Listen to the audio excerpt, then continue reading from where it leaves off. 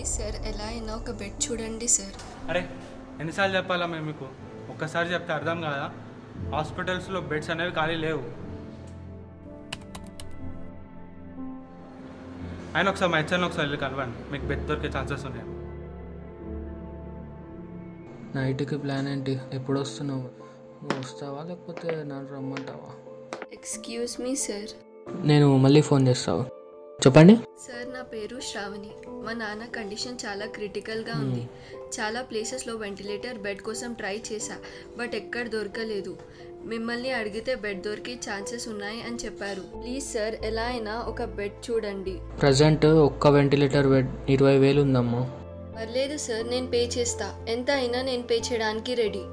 నాకు మా నాన్న తప్ప ఇంకెవ్వరు లేరు సార్. కానీ నాకు నీ డబ్బొద్దమ్మా, నువ్వు కావాలి. ఏం మాట్లాడుతున్నారు సార్? చాలా సింపుల్ అమ్మా. మీ నాన్న బెడ్ ఎక్కాలంటే ఫస్ట్ నువ్వు బెడ్ ఎక్కాలి. మీరు అసలు మనుషులేనా?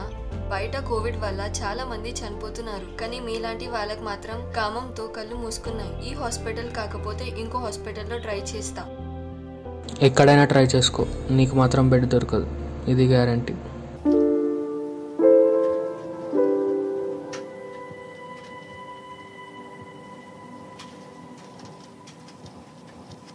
శ్రావణి అని ఒక అమ్మాయి వస్తుంది, ఒక వెంటిలేటర్ బెడ్ అలాట్ చేయండి. శ్రావణి అంటే మీరేనా?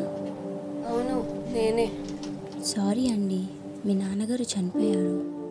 ఒక హాఫ్ అన్ అవర్ ముందు తీసుకొని వస్తే బతుకుండేవారు.